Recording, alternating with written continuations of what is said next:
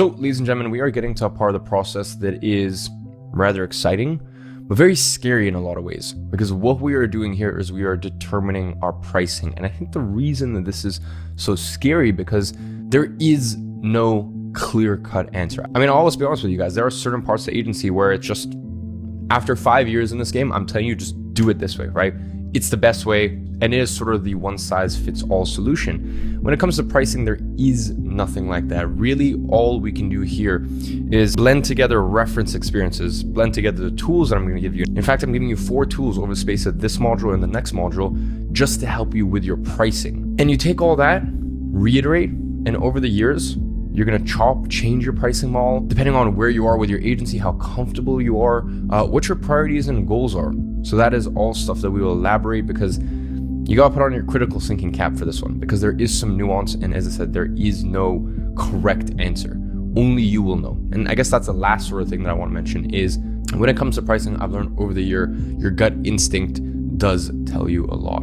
So listen to it, put on your critical thinking cap, and let's get into today's module.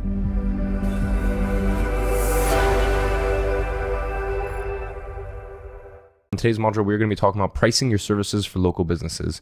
Now, in today's teaching, we're going to talk about how to use intuitive pricing, how to calculate the customer LTV, how to price convenience offers, how to calculate ROI offers, real life examples with local clients, using different pricing models, and finally, finding comps and refining your pricing.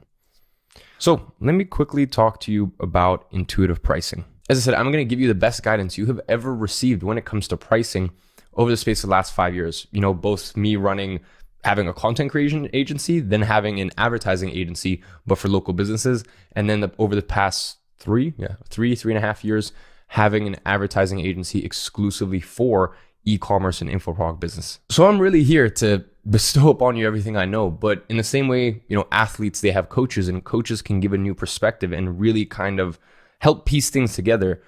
But at the end of the day, it always comes down to athlete, and it always comes down to the athlete knows themselves. And you know, at the end of the day, an athlete needs to have strong intuition, and an athlete will know how far to push themselves. In the same way, I can give you all the models, you know, under the sun when it comes to pricing, but if you make that offer and you are not confident in it, it will show. So you want to make an offer that makes you slightly uneasy, just a little bit more than you think you should charge, but that doesn't break your spirit.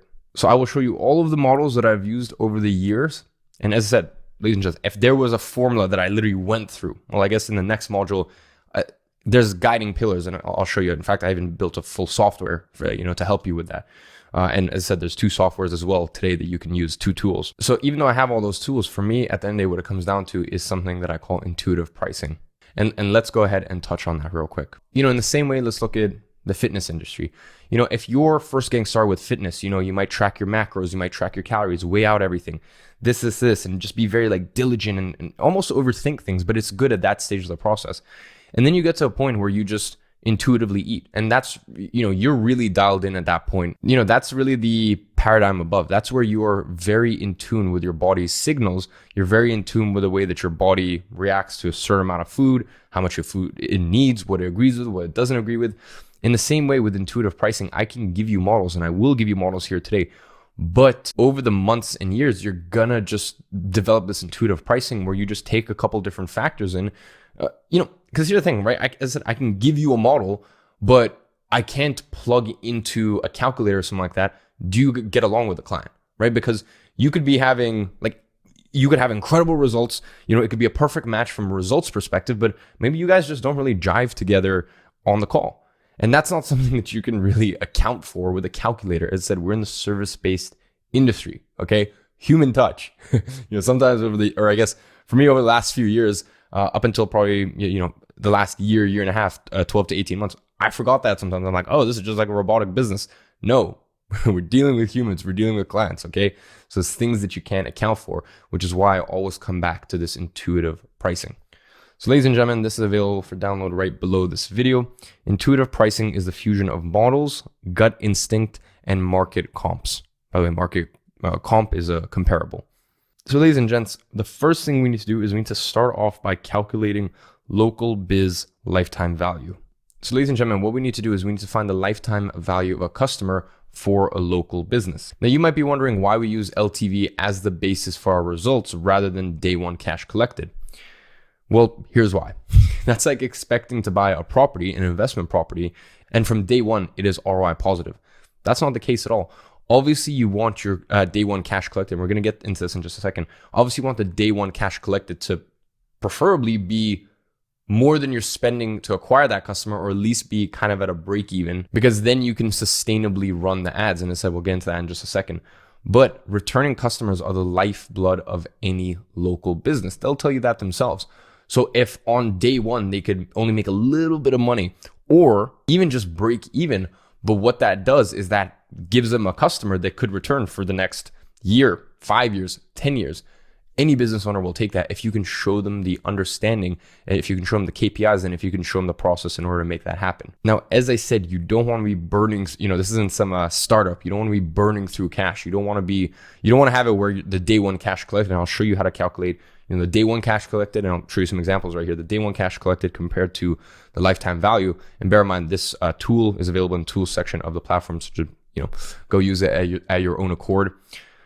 You don't want the day one to be like, let's say the day one cash collected is $150 and your CPA, cost to acquire an actual customer, not a lead, is $300. Obviously, you're going to be burning through too much cash where it's not responsible for them to advertise, right? Because you're going to be losing money, even if the lifetime value is $1,500, right? So you're actually making a 5x on LTV, but you're actually losing money on day one, right? That's not very sustainable. But if you can have a situation where the day one cash collected is actually a lot more than you're spending to acquire an actual customer, I'm not talking lead, an actual customer, then of course, like, you're literally just printing money on day one and the LTV. But even if you can do it at a break even or just a slight little profit, then that's an immense superpower right there. So ladies and gentlemen, in this example right here, you have decent legroom to spend $255 to acquire a customer for this dentist, especially because in the long haul, it is immensely profitable. So this is a dental client right here. So you can see on day one, right, what you're going to do is you're going to put the average purchase value. Now, I actually set this at 300, but there's like, when you go to the dentist, you can easily spend 5-10 grand, right? So you're going to get this information directly from them. This is very important. In the meeting, you're going to get this information from them, and you are going to plug it into this calculator. So that way you are actually working with real numbers. So hypothetically, we've got average purchase value as $300. I said, realistically for a dentist, it's actually going to be way more than that, but roll with it. We've got cost of goods / services sold. So this is really important. This is not their net margins, right? Because if you bring them in an extra 10 customers that month, they don't have to pay any extra for their Wi-Fi, for their lights. Realistically, they're not going to have to hire any more employees. They're just going to get more busy, but that's good. Local businesses like that. So you need to explain that to them that, hey, what is the actual cost to deliver this, right? So let's say, for example, with a dental client, let's say, for $300, you're coming in and you're doing like a teeth cleaning, right? Like a hygiene clean check, whatever. I forget what they're called, but those usually take like an hour. I do one every like 6 months or so. And those things aren't super complicated. So they might have like one of the more junior dentists in their practice. So let's say that's an hour, and let's say there's two dentists that have to be there, $300, between the two, they might have to pay them $25 an hour, $20 an hour, right? So you can go ahead and you can figure out these numbers. So with that being said, the only cost to deliver, like let's say I go in for a hygiene check, right? I said it's an hour. We just two sort of junior dentists there, and they both get paid $20 an hour. It's $300, or I guess I'm aware that I go to a very, very expensive dentist. Funny enough, actually, it's one of my old clients, a company called Knightsbridge Dental Care. Marie, who's the owner, she was one of my clients in 2017, basically a year from 2017 to 2018. So yeah, they treat me very well. But nonetheless, as well as they treat me with certain discounts and throwing in free stuff here and there, I still pay like everyone else. And that might cost Marie $40, right? And if I'm paying $300, then the actual cost to deliver the service, the percentage margin of that is something like 12% or something along those lines. But as you can see right here, I used 15%. Now this is really important. Enter customer behavior. Returns per year, leave it at 1. Customer term and terms, leave it 1. So this basically just means, this right side, this means that we are actually finding the day one cash collected. How much are we collecting day one? After someone's come in, taken up one of these free offers and actually become a customer, what are we collecting at that point? Then on the left side, we've got LTV. So let's say, once again, same thing, average purchase price, $300. In fact, day one, someone may not spend that much, but lifetime value, this is actually where you can go ahead and crank this up. Cost of goods slash services sold. Once again, maybe it's a little higher because over the years, this person does some more intense stuff. So the margins are lower. So maybe you said 25%, but I just left everything the same here. And then you can see right here, returns per year, 2. And I said, for me, my dentist, I go to them twice a year. And then customer term in years. And we have 5 here. And you can see at the bottom, we've got a number of referrals. This is another little thing that you can add, especially if it's one of those businesses that gets a lot of sort of referral foot traffic. This is another sort of KPI that you can add that, when they bring in a referral, then that chain kind of, they've literally you've almost doubled their revenue. You've actually doubled their lifetime value. So for here, I put 0, but when you actually put a 1 or 2, then that really gives you even more room to operate, just as long as the day one cash collected makes sense. So you can see right here on the left, they have a lifetime value of $2,550 and then a day one cash collected value of $255. Now, here is the same thing with a chiropractor. Now, with a chiropractor, you have less room on day one cash collected, so you're going to have to be a wizard with your lead gen. That said, people come back to their chiropractor so often that, the LTV of a customer really is very strong. So you can see right here, on day one cash collected, let's say you're paying $80 for an adjustment. The cost of goods, a lot of times chiropractors just kind of, they have their own practice. They work for themselves. Once again, you're going to leave returns per year as 1, customer term in years as 1. And then on the left side here, we've got average purchase value, $80. Once again, cost of goods slash services sold, 0. And then we have returns per year, 24. A lot of people go to their chiropractors twice a month. That's sort of very, very normal. And then, let's say customer term in years, 2 years. So you can, you don't need to read into these numbers too much. Hopefully now you're just starting to see from like a business owner's perspective, like the difference between day one cash collected, lifetime value, and how we can kind of play around with these metrics. But the most important thing is you're actually going to ask the client. The client is going to give you these numbers. You're not just going to pull them out of your ass. Now, there's 2 things I really want to make clear before we move on. And the first one is, I think I didn't make this, I didn't think I made a strong enough case in this in phase 1.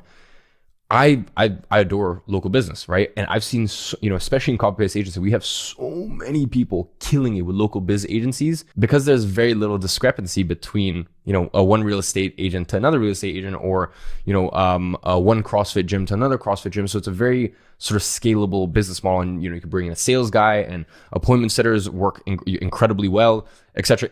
Ads work way better for local biz agencies than they do for e-commerce info product agency owners. But the big thing that I want to say to you is go for high ticket local biz clients, right? Or the ones that you could make high ticket. So, I did mention it in terms of phase 1 as an option and a very common one, but things like restaurants, I would personally stay away from. Your standard gym, I would stay away from, unless it's like a high-end CrossFit gym where there's something special about it, or it's like a Pilates studio or something. Some great high ticket examples are, for example, the solar niche, dentists, insurance brokers, chiropractors. But as I said, with those, usually it's less a day one cash collected. And that kind of brings me on to my second point, which is you want to make sure that the day one cash collected is at least at a break even of what you're spending to acquire that customer, or preferably at a little bit of a profit. And if it's an excess in profit, then that's even better. So if you've got an example like a chiropractor, then what you need to do is you really need to sit down with them and go like, hey, we're going to have to figure out after that first session, how can we give them some sort of really good discounted bulk package, or how can we collect more revenue on that day one encounter? So, just staying on that chiropractor track, it makes sense for chiropractors to sell bulk 24 sessions, right? Because it's something where people will need to come back a lot. Or for example, even if you're working with like women's beauty salons, with beauty salons, always look at if there's an option to upsell or to pair 2 things together.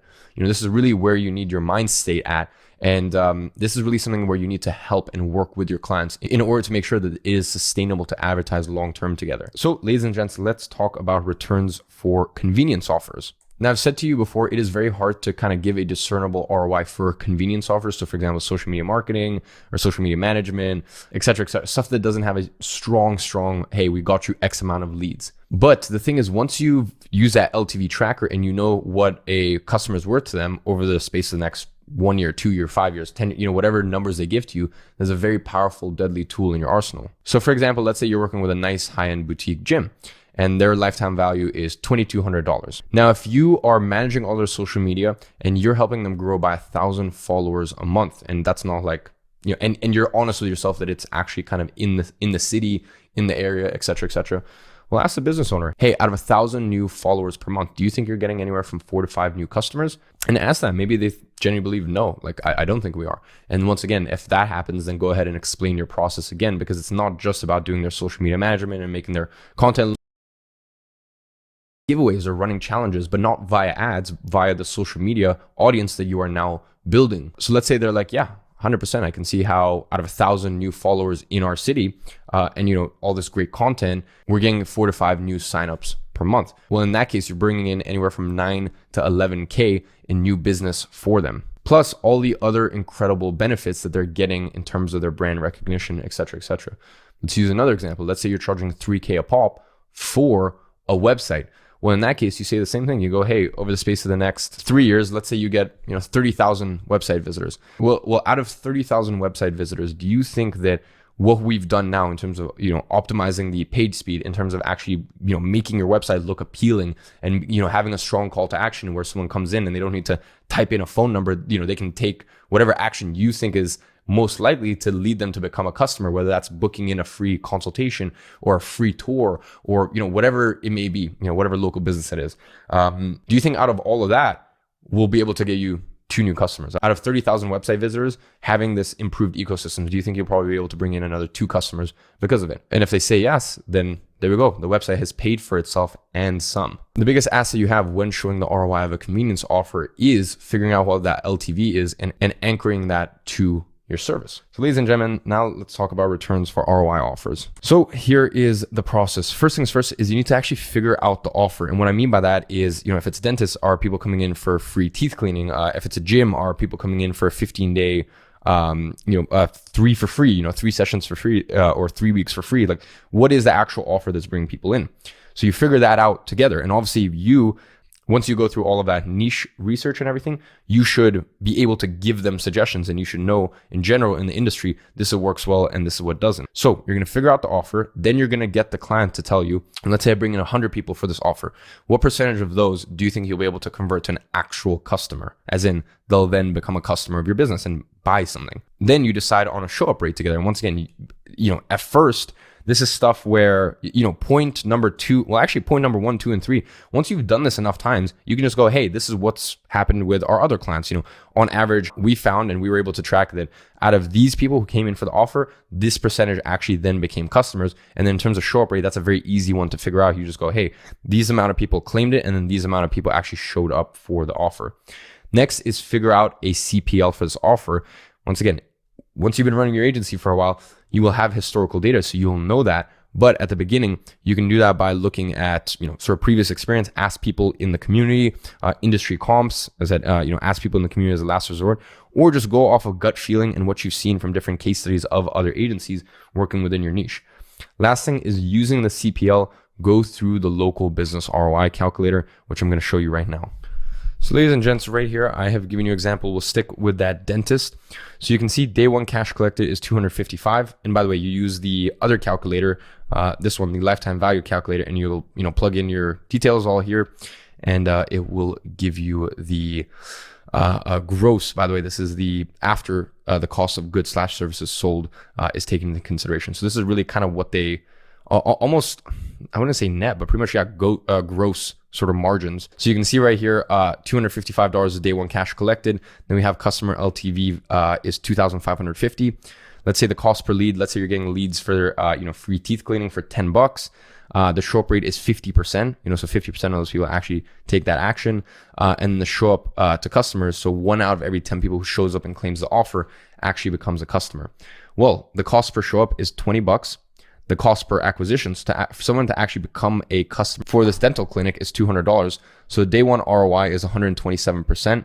And then the lifetime ROI is 1,275%. So basically lifetime ROI is a 10x. So you can see why this model works. We just spend $200 to bring back in a lifetime value, even after taking into consideration their gross margins and sort of the cost to actually deliver the thing that we're selling, of $2,550. So basically it's over a 10x, right? I think it's a 12x. But the beauty of it is we can show that, hey, on day one, you're still gonna, break even. You're not losing money by advertising, but then you've got customers for the next year, 2 years, 5 years, 10 years, whatever number it is that they give you. As I said, it's very important that you get that day one cash collected at like break even. Obviously, the more above break even, the better it is, but as close to break even as possible, because then the rest of the money that they collect from that customer is just pure profit. So ladies and gents, let's talk about pricing your services. So how do we actually price our services? I'll get Tristan just to write out here. I'll just get him to do a little iPad drawing or something. It's very simple. All you do is take that lifetime value of a customer that we got in that first calculator, and then you subtract the CPA, which we got in that second calculator or the second tool that I built out for you. So in this case, it would be $2,550 is the lifetime value minus $200 is the CPA. So what that equals is $2,350 in ad profit. So that is pretty much the ad profit on one customer. From here on out, it's pretty much up to you. Now, I would recommend that whatever your service fee, you bring in at least 3 times that amount in LTV business. So please bear that in mind. The higher your fee, okay, the more business you're gonna have to bring them in order for it to be worth it. So let's say that with this dental client, we decide on a fee of $2,000 a month. That's our service fee. Well, then I wanna bring them in a gross LTV that has a value of at least 3 times that. So I'll show you what I mean. So as I said, with this client, they have a gross LTV of $2,550. The expected CPA is $200. The gross ROI per customer after ad costs is $2,350. Our fee is $2,000. So amount of customer needed in order for me to feel comfortable with this is 3. Okay. So that would be 3 customers. So each customer has a gross ROI after ad cost, as well as, margins to actually deliver the service of $2,350. So the ROI per month for them would be $5,000.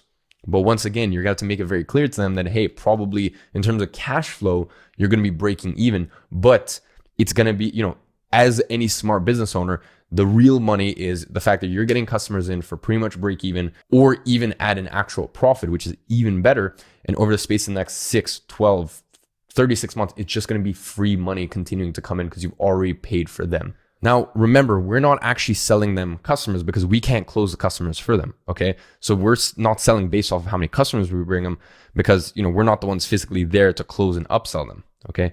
We just give them that range of expected customers in order to understand how many leads per month you need to bring, okay? So in this case, if you go back to our calculator, and we had the clients themselves tell us, okay, what's the show up rate? So if we get 60 leads, we need 3 customers, okay? So we know that we need 3 customers and we can work backwards. If we need 3 customers, we know that only 10% of people that show up will become customers. So if we need 3 customers, then we need 30 show ups.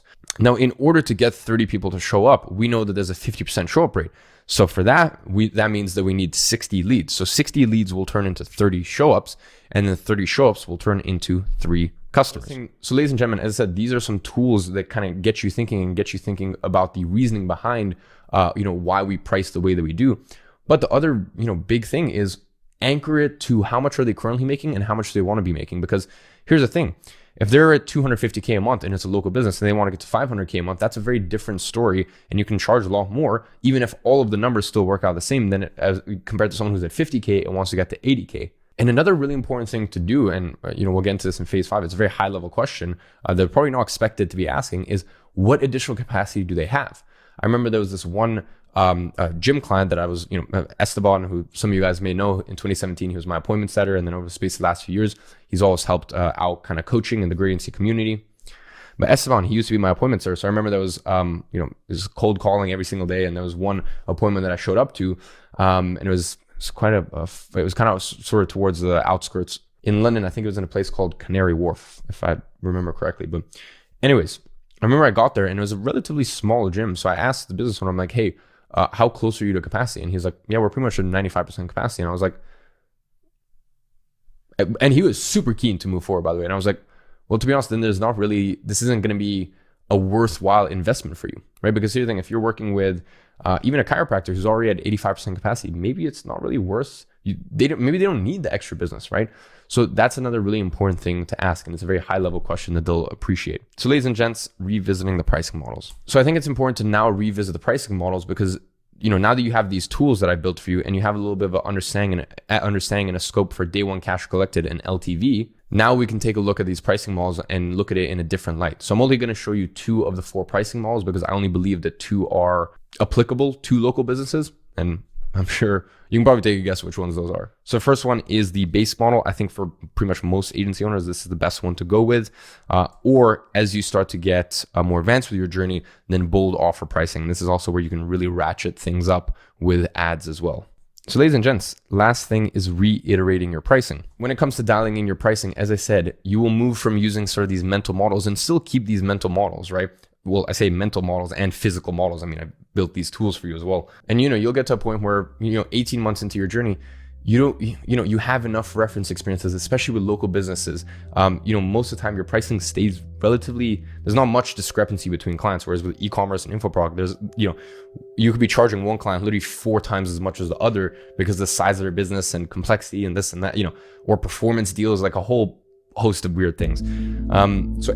So with that being said, use these models and then over the months and years, move towards a more intuitive based pricing model. So ladies and gents, the action step for today is I want you to write down 3 scenarios with mock numbers, go through the process in this module and then plug it into the calculator too. I hope you guys have enjoyed this. I hope this gives you a bit of clarity when it comes to pricing. Make sure you use these tools. Make sure you understand day one cash collected versus LTV. And obviously this is all stuff I go in insane detail in phase 6, service delivery.